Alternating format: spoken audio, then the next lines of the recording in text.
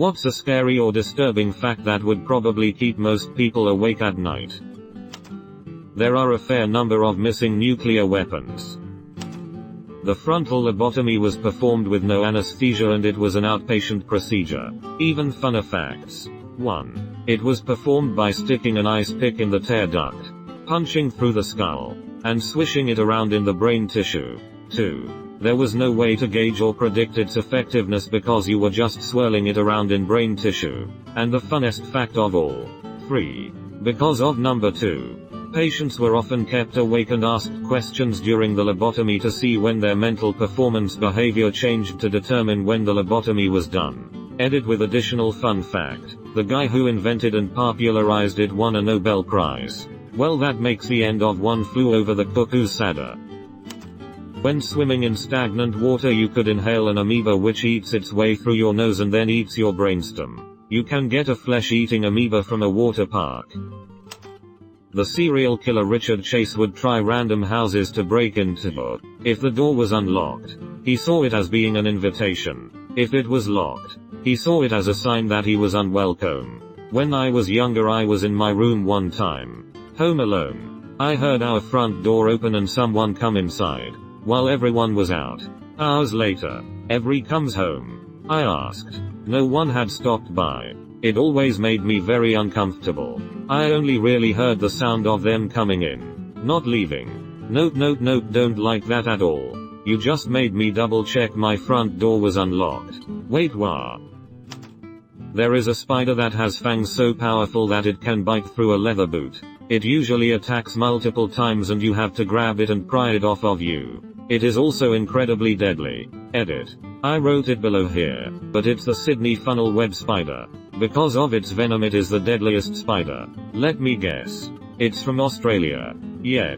No, those are just junkie children from the train station. Another good reason to never ever leave Canada. The spiders here are small and not dangerous. Sometimes I don't like the cold. Then I remember it keeps horrifying shit like this away.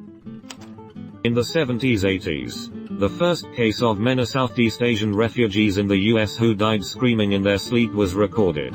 This was common for Lao among men who lived through the Cambodian genocide and CIA recruitment for the Lao Civil War. It's theorized that this was an extreme form of PTSD. One story. The man had stayed up for days fearing he would be attacked if he slept. He drank coffee and lied to his parents about sleeping. He did everything he could to keep from sleeping. When he finally fell asleep, his parents thought this crisis was over. Then they heard screams in the middle of the night. By the time they got to him, he was dead. He died in the middle of a nightmare. Edit. I said first recorded but I'm dumb and this was not the first record of it.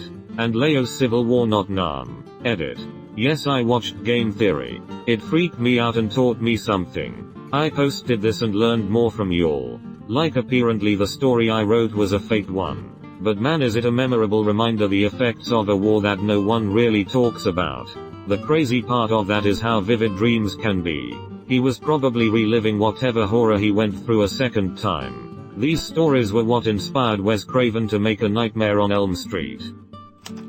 Someday, one last person will remember you for the last time. And from that day forward, no one ever will. Not Mama Coco. It's estimated that there's somewhere around 25-50 serial killers that are active each year in the US. One per state. Nice. That's 49 for Florida and 1 for Alaska. The Pacific Northwest would like a word with you. Out of 300 million? That's reassuring AF. I swear these threads always pop up right before bed. Makes going to bed more exciting. People who sleep less than 6 hours a night are at an increased risk to die prematurely. My husband stays up late a lot, and he read this information recently. It was enough to put the fear of God in him for like 3 days, then he was back to all-nighters. Edit. But I like the irony that this information is what would keep people from sleeping, lol. Gonna put my phone down now I think.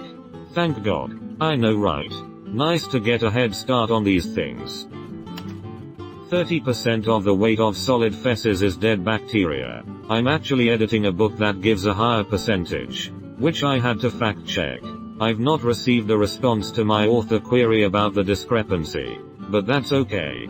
I'm at the limit of my curiosity. Also in terms of source. The person below that said typically. The anus made me laugh. As did the person who responded typically. For those of you who want a percentage in liquid feces. I'm having some difficulty with the centrifuge and will get back to you. This is actually super interesting. Pigs will eat humans if given the chance. So be wary of any man who owns a pig farm. Feed them to the pigs. Errol. So will tigers apparently. I will never financially recover from this. You probably already escaped death or serious injury in your lifetime by simply being in the right place at the right time. One time I was sick at home for about 3 weeks. At some point my throat hurt so much that eating bread without crust and Nutella is painful enough to make me cry. We call our doctor to visit. About half an hour in he says, when I leave you guys go to the hospital. Not 10 minutes after. Not even 5 minutes. When I leave you do too. Ended up staying in the hospital for 10 days with blood poisoning and streptococcus. Doctor told me if I were a day later I'd probably be dead. And that they'd called around one of the best hospitals in our country because they had no clue what to do with me. This was before my diagnosis. Stuff like that makes me think about how fragile our bodies are. But then again we are pretty sturdy too. It takes 22 pounds of pressure to pop a testicle. That sounds like a lot. You can actually wake up during surgery. But the worst part is that you are still paralyzed. So you can feel everything what they do to you, but you can't signal to them that you are conscious. This is one of my worst fears. Actually, if a sedative wears off but a paralytic does not, the only thing you can do is cry. We were taught in school that if your sedated patient cries you done messed up and you need to resident right away. Addition. In the context of what I was taught paralyzation, there is one warning sign: sedation is wearing off. When watching the patient's CO2 levels while they're breathing, the waveform the monitor creates will get a notch on it from the patient starting to breath against the ventilations they're being given. This one's a little esoteric. But false vacuum decay. The fundamental properties of the universe might suddenly decide to change one day. It might be an insignificant change, or so great that all matter would just cease to exist. And we wouldn't see it coming until we blinked out of existence. Edit. Fixed link so it didn't point to the in fiction bit. Whoa. I didn't think that was legit at first because the part of the wiki page it brought up was how it's been used in fiction. I did a mini project on quantum tunneling a few years back, but have never heard about false vacuum decay before. Thanks for the cool read. Absolutely fascinating. And terrifying. No matter what is it, someone, somewhere, gets turned on by it. My unopened Lego Death Star? Tell me more, I beg you. Waking up isn't guaranteed. I'd rather die in my sleep than in any other way. TBH edit. More than 5 ppl have replied with the Will Rogers quote LOL. I wanna know him dying. Really experience it. Skydiving without a parachute it is then. There is a plant called Dendrocnide also known as Jimpy or the suicide plant. It's mostly found in Australia and has little stinging hairs all over it. When touched, they inject a neurotoxin in your body which hurts so much that most people rather kill themselves than waiting the 1 or 2 days until it gets better. I have the information from another Redditor on this sub, and haven't found anything that literally says yeah they killed themselves, but I do believe it's true. Anyway, Ernie Ryder, who got hit by this plant in 1963, said, for 2 or 3 days the pain was almost unbearable. I couldn't work or sleep. Then it was pretty bad pain for another fortnight or so. The stinging persisted for 2 years and recurred every time I had a cold shower. Dart. There's nothing to rival it.